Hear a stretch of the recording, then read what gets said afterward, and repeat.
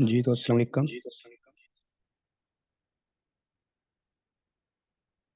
आज हमारे पास MS word का लेक्चर नंबर 2 है,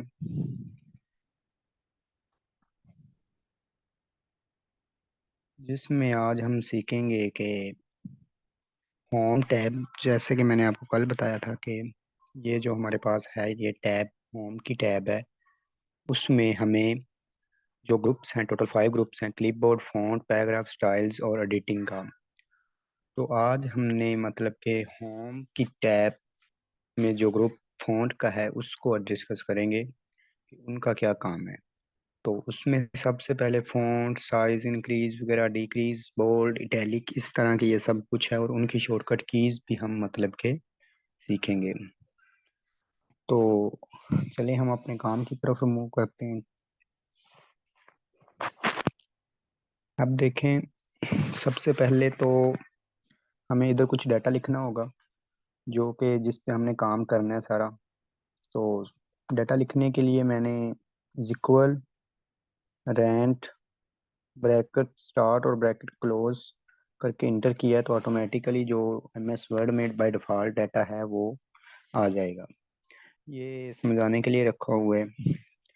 उसके बाद सबसे पहले आपको सिलेक्ट करने के मेथड पता होने चाहिए कि एक डॉक जब तक हम किसी चीज़ को सिलेक्ट नहीं करेंगे तो MS वर्ड उस पर कोई काम नहीं कर सकेगा। हम पहले MS वर्ड को बताएंगे कि हमने इस वर्ड्स के ऊपर, इस पैराग्राफ के ऊपर काम करना है। तो हम उसे सिलेक्ट करेंगे सबसे पहले, फिर जाके उस पर काम होगा।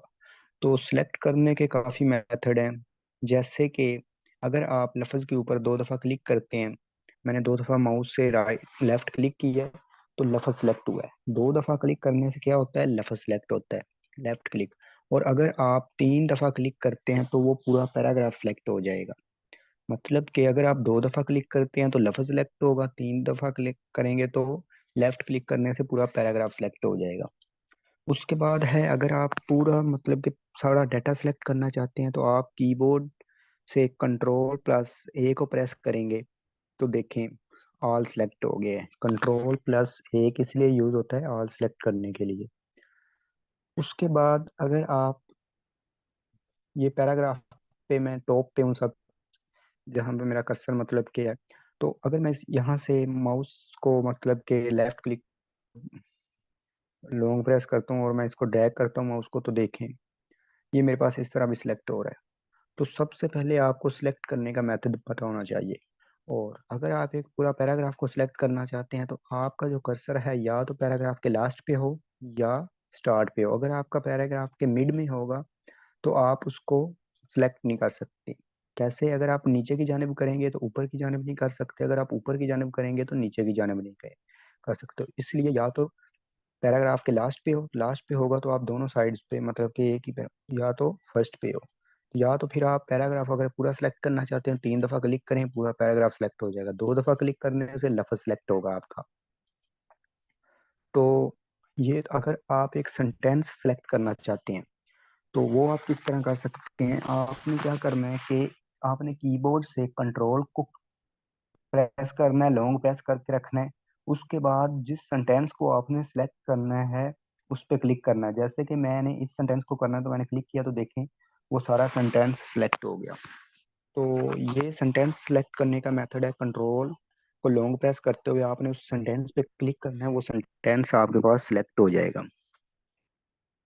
तो ये तो हो गया आपके पास सिलेक्ट करने का मेथड। मतलब कि जिस तरह आपने सेलेक्ट करना, अगर आप इसको एक करेक्टर, अगर आपसे कोई पूछता है कि एक करेक्टर को कैसे आप सेलेक्ट कर सकते हैं, या तो माउस की मदद से आप इस तरह आहिस्ता से करें, एक करेक्टर सेलेक्ट हो जाएगा, या तो फिर आप कीबोर्ड की मदद से भी करेक्टर को सिलेक्ट कर सकते हैं। किस तरह, अगर आप शिफ्ट को लॉन्ग प्रेस करते हैं और जो एरो की है हमारे पास, अब जिस साइड पे आपने जाना है, जैसे कि अब मैं पैराग्राफ के स्टार्ट में हूँ तो मैंने राइट साइड पे जाना है तो मैं राइट साइड वाली एरो की को प्रेस करूंगा।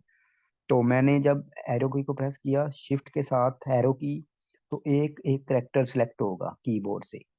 ये देखें अभी वी हुआ है, IDE, इस तरह एक करेक्टर सेलेक्ट होगा। और अगर एक मैं वर्ड सेलेक्ट करना चाहता हूँ तो मैं क्या करूँगा, कंट्रोल शिफ्ट और एरो की को प्रेस करूंगा तो एक करेक्टर पूरा मेरा सेलेक्ट होगा तेजी के साथ, ये देखें पूरा एक वर्ड्स पूरा सेलेक्ट हो रहा है मेरा। तो ये थे हमारे पास सेलेक्ट करने के मेथड कि आप किस तरह सेलेक्ट कर सकते हैं। अब नेक्स्ट हमारे पास आप होम की टैब में आए और उसमें जो फ़ॉन्ट का ग्रुप है उसको हम डिस्कस करते हैं कि उसका क्या काम है। सबसे पहले हमारे पास है क्लिपबोर्ड कैलबरी का ऑप्शन। इसका क्या काम होता है कि जो हम फ़ॉन्ट का स्टाइल चेंज करना चाहते हैं, जैसे कि मैंने ये फर्स्ट को क्लिक किया है, ये मेरे पास सिलेक्ट हो गया है। तो पहले सिलेक्ट करना है उसे, उसके बाद जाके आपने इधर से मतलब कि कोई भी फ़ॉन्ट का स्टाइल चेंज, अगर आपको कोई कहता है कि आपने टाइम न्यू रोमन करना है या एरियल ब्लैक रखना है या फिर कोई और, तो आप उधर से मतलब कि यहाँ से देख सकते हैं। आपको नहीं मिल रहा, अगर आपको कोई कहता है कि आपने टाइम न्यू रोमन रखना है तो आपको इधर से नहीं मिल रहा, तो आपने इसके सर्च बार में क्लिक करके यहाँ से इसके सर्च कर लेना है। आपने सिंपली टाइम लिखना है तो देखें वो ऊपर टाइम न्यू रोमन आ गया। तो आपने इंटर करना है तो वो टाइम न्यू रोमन में चला जाएगा। जो डॉक्यूमेंट्स हम लिखते हैं ज़्यादातर वो टाइम न्यू रोमन और कैलबरी में लिखे जाते हैं।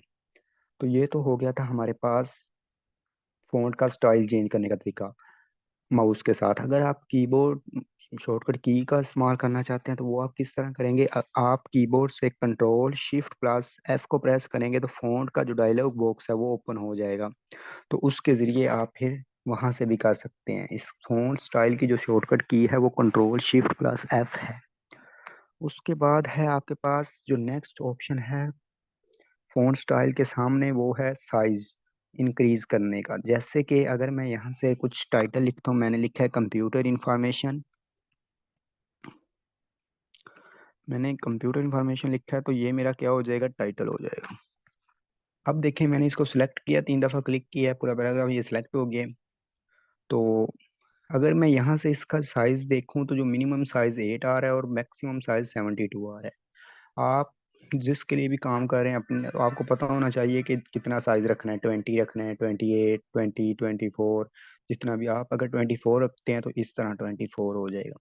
यहाँ से आप साइज इंक्रीज कर सकते हैं। उसके साथ ये जो इंक्रीज फ़ॉन्ट साइज का ऑप्शन है ए का, इस पे आप क्लिक करेंगे तो साइज इंक्रीज होगा। और अगर आप डिक्रीज करना चाहते हैं तो ये जो साथ ऑप्शन है इस पे आप क्लिक करेंगे तो ये डिक्रीज होगा।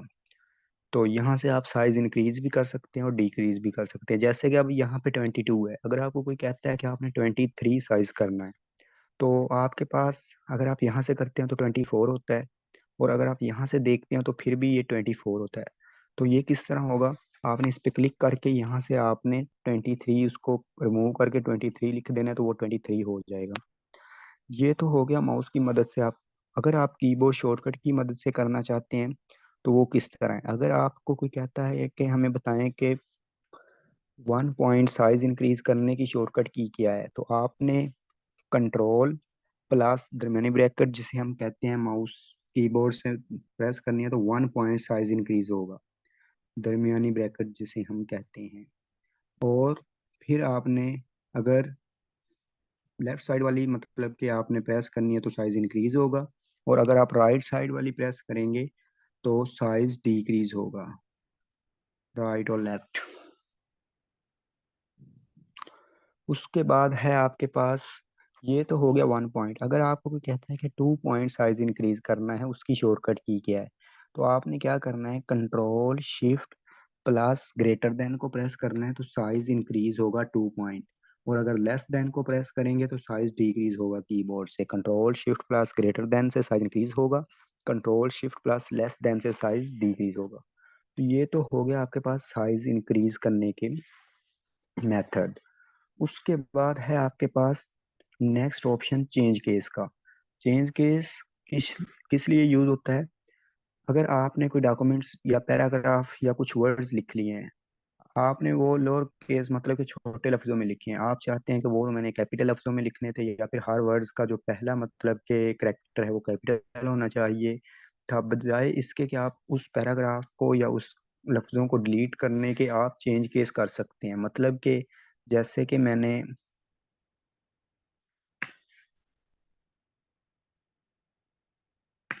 ये दूसरा पैराग्राफ को सिलेक्ट किया है, सिलेक्ट करने के बाद चेंज केस की टोटल 5 टाइप्स हैं। कौन कौन सी है, आपने चेंज का केस के ये डॉट पे क्लिक करना है तो sentence case, lower case, upper case, capital inch word और टॉगल केस। सेंटेंस केस किसे कहते हैं कि अगर आप सेंटेंस केस ये होता है कि अगर आपने मतलब कि कोई आपके पास सारे कैपिटल वर्ड्स हैं, जैसे कि मैंने इनको अपर केस किया है, तो ये देखें अपर केस का क्या मतलब हो गया कि सारे कैपिटल हो गए। अब मैं इनको लोअर केस मतलब कि सेंटेंस केस का ये काम होता है कि जो हमारा पहला वर्ड्स कैरेक्टर होता है वो कैपिटल होता है, उसके बाद जहाँ हमारा फुल स्टॉप होता है उससे जो नेक्स्ट हमारा सेंटेंस सेलेक्ट होता है फिर वो वर्ड्स कैपिटल होता है, सेंटेंस की शक्ल में आ जाता है ये। उसके बाद अगर आपको कोई कहता है कि लोअर केस सारे छोटे होने चाहिए थे, तो आपने लोअर केस पे क्लिक करना है, जितने भी वर्ड्स होंगे वो सारे कैरेक्टर आपके छोटे हो जाएंगे। और अगर आपको कोई कहता है कि सारे अपर केस होने चाहिए, तो आपने अपर केस पे क्लिक करना है, तो सारे अपर केस हो जाएंगे। उसके बाद अगर आपको कोई कहता है कि हर जो जितने भी मेरे वर्ड्स हैं उनका जो फर्स्ट कैरेक्टर है वो कैपिटल होना चाहिए, बाकी सारे छोटे होने चाहिए, तो आपने कैपिटल ईच वर्ड का इस्तेमाल करना है। चेंज केस में 4 नंबर पे जो पड़ा हुआ है आपने क्लिक करना है, तो देखें जितने भी मतलब कि मेरे पास थे, टू में एक के, एम, यूर का यू, डॉक्यूमेंट का डी कैपिटल हो गए हैं। उसके बाद है नेक्स्ट ऑप्शन आपके पास टोगल केस का। टोगल केस किसे कहते हैं? इसका बेसिकली ये होता है काम कि जो आपके पास कैपिटल वर्ड्स हैं वो छोटे हो जाएंगे, जो छोटे वर्ड्स हैं वो बड़े हो जाएंगे। ये काम होता है टॉगल केस का। जैसे कि हम इस पे क्लिक करते हैं तो देखें मेरे पास जो टी पहले कैपिटल था वो छोटा हो गया, ओ लोअर केस में था वो अपर केस में हो गया। तो ये काम होता है टॉगल केस का। तो अब हम इसको सेंटेंस केस में ही रखते हैं, जो हमारा बेसिकली बाय डिफॉल्ट डॉक्यूमेंट होता है। अब देखें आपके पास चेंज केस की टोटल 5 टाइप्स थी: sentence case, lower case, upper case, capital each word और टॉगल केस। ये भी हमारे पास क्लियर हो गई है। उसके बाद आप नीचे आए तो आपके पास है बी बोल्ड का ऑप्शन। इसका क्या काम होता है कि अगर आप पैराग्राफ अपने हेडिंग्स को मतलब कि थोड़ा सा डिफरेंट दिखाना चाहते हैं, डार्क गहरा दिखाना चाहते हैं किसी वर्ड्स को, तो आप ये बोल्ड का इस्तेमाल करेंगे। तो आपने क्लिक किया है तो देखें वो काफ़ी डार्क हो गया है। तो इसका काम बोल्ड का ये काम होता है। अगर आप इसको फिर सिलेक्ट करते हैं, सिलेक्ट करने के बाद इधर ही क्लिक करें, तो वो अब फिर अपनी नॉर्मल हालत में आ गया। एम एस वर्ड में जिस चीज़ जो काम आपने किया है पीछे, अगर उसको ख़त्म करना चाहते हैं, जाके जिस जहाँ से लगाया था वहीं क्लिक करें, वो ख़त्म हो जाएगा। अब मैंने इसको फिर सिलेक्ट किया है। सिलेक्ट करने के बाद अब मैंने इसको कीबोर्ड की मदद से करना है, तो मैंने कंट्रोल+B किया है, तो ये शॉर्टकट की है बोल्ड की, कंट्रोल+B। और इटैलिक का क्या मतलब होता है? तिरछा करना। ये देखें अब मेरे वर्ड्स तिरछे हो गए, अब सीधा हो गया, अब तिरछा हो गया। इटैलिक मतलब तिरछा करना, कंट्रोल+I इसकी शॉर्टकट की है कीबोर्ड से। और अंडरलाइन का क्या मतलब होता है कि नीचे अंडरलाइन लगाना। देखें अब मैंने वर्ड्स के नीचे अंडरलाइन लगाई है, तो उसके नीचे अंडरलाइन लग गई है। तो ये इसकी अंडरलाइन की शॉर्टकट की है कंट्रोल+U। और अगर आपको कोई कहता है कि आपने डिजाइनिंगदार अंडरलाइन लगानी है, तो आपने उस यू के डॉट पे क्लिक करना है, तो इधर से आपके पास काफ़ी लाइंस आ जाएंगी। जैसे कि मैं ये दूसरे नंबर वाली डबल अंडरलाइन लगाना चाहता हूँ, उसके बाद मैंने फिर इस पे क्लिक किया है। अगर कोई कहता है कि कलरदार लगानी है, तो आपने ये नीचे अंडरलाइन कलर लिखा हुआ है, इस पे क्लिक करके ये कलर पे क्लिक करेंगे तो ये सारे कलर आ जाएंगे आपके पास। तो ये तो आपके पास सिंपली क्या हो गया, बोल्ड, इटैलिक और अंडरलाइन। बोल्ड की शॉर्टकट की कंट्रोल+B, इटैलिक की कंट्रोल+I और अंडरलाइन की कंट्रोल+U। और अब देखें मैंने इसको सिलेक्ट किया है, सिलेक्ट करने के बाद मैंने कंट्रोल+U किया है, तो वो अंडरलाइन हट गया है। अगर आप डबल अंडरलाइन लगाना चाहते हैं तो उसकी शॉर्टकट की है कंट्रोल+Shift+D।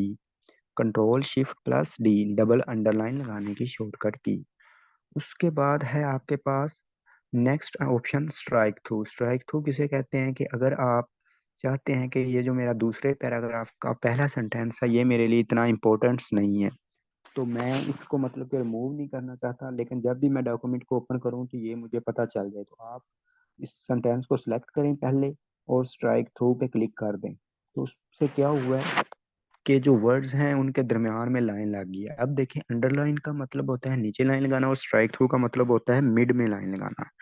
तो ये दोनों इनके काम होते हैं। उसके बाद है आपके पास नेक्स्ट ऑप्शन सबस्क्रिप्ट और सुपरस्क्रिप्ट। सबस्क्रिप्ट किसे कहते हैं? बेस बनाना। जैसे कि मैंने इधर लिखा है x की 2 और नीचे फिर मैंने लिख दिया है x की 2।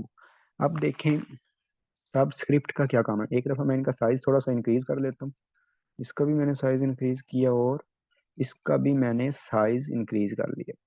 तो अब सबस्क्रिप्ट का हम काम देखते हैं। सबसे पहले आपने टू को सिलेक्ट करना है।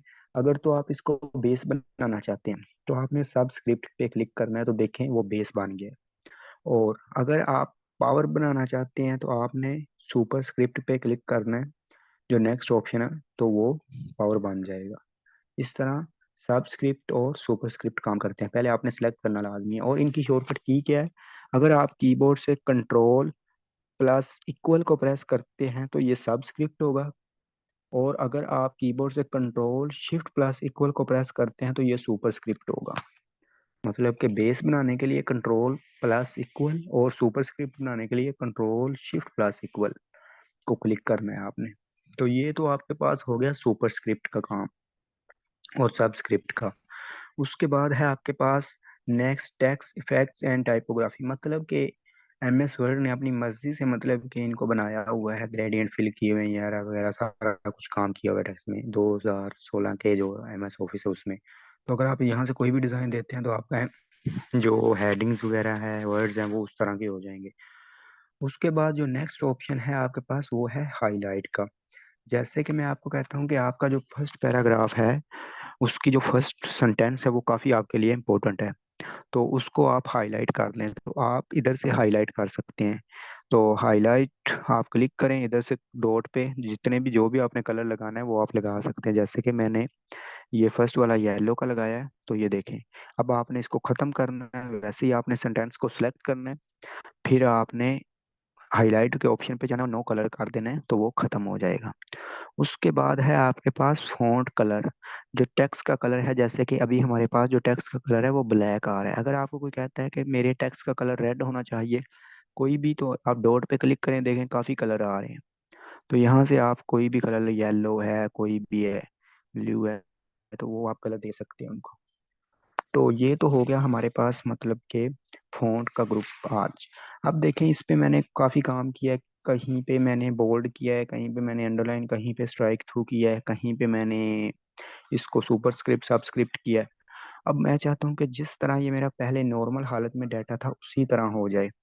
तो आपने वो किस तरह होना है, आपने कंट्रोल ए करना है, ऑल सेलेक्ट होगा। उसके बाद फ़ॉन्ट के ग्रुप में ही ये टॉप पे लिखा हुआ है क्लियर ऑल फॉर्मेटिंग। ये किस लिए यूज होता है, जितनी भी formatting bold italic underline size increase वगैरह हमने किया होता है उसको खत्म करने के लिए यूज करता है। आपने सिंपली इस पे क्लिक करना है, तो देखें मेरे पास सिंपली वो अपनी नॉर्मल हालत में डाटा रह गया है। अगर मैं इसको कीबोर्ड की मदद से करूं तो वो किस तरह होना है, आपने कीबोर्ड से कंट्रोल प्लस स्पेस बार को क्लिक करना है, तो वो फिर भी क्लियर फॉर्मेटिंग हो जाएगा। तो ये तो था हमारे पास मतलब के आज होम की टैब का जो ग्रुप है फ़ॉन्ट, उसके हमने जितने भी रिबन्स हैं वो किए। तो इंशाल्लाह हम मिलते हैं नेक्स्ट वीडियो में। अल्लाह हाफिज़।